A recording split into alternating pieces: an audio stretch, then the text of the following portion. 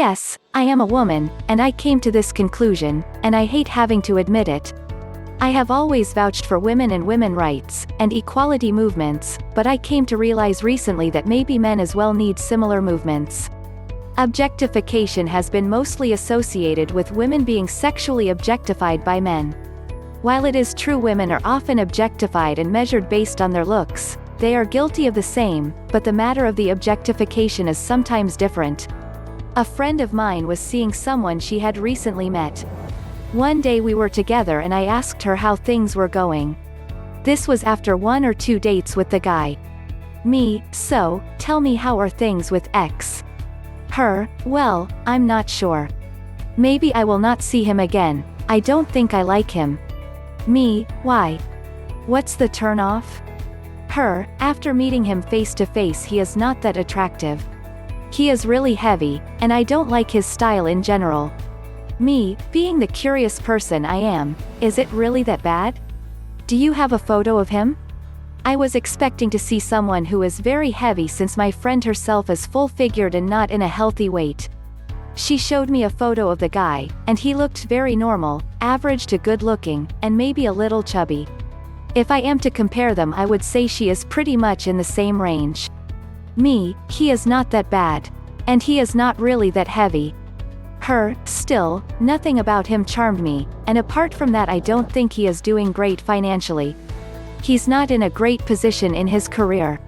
Shouldn't a guy in his 30s be more accomplished? If I am to think of him as a possible partner I feel that he is the kind of guy who would want someone to be working and providing just as much as him. He doesn't seem to be able to financially support a family by himself.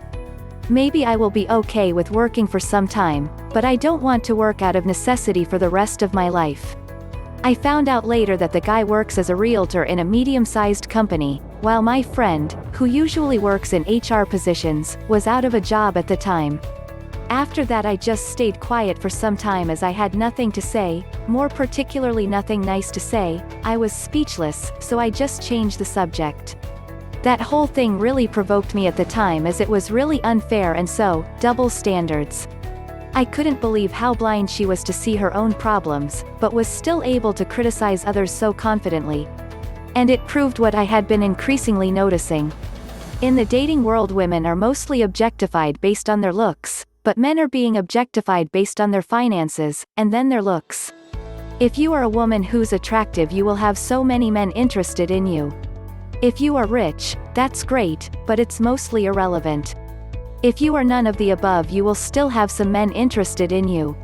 If you are a guy and you're attractive that's definitely a heart stopper, you will have many women interested in you, but if you are rich you will have a lot more women interested in you even if you don't have great looks. In fact, the richer you are the uglier you can afford to be.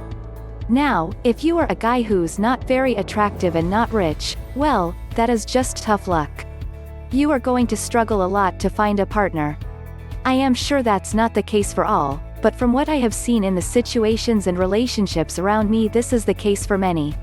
This is very common in my culture, and it is hardly ever criticized, which is so wrong.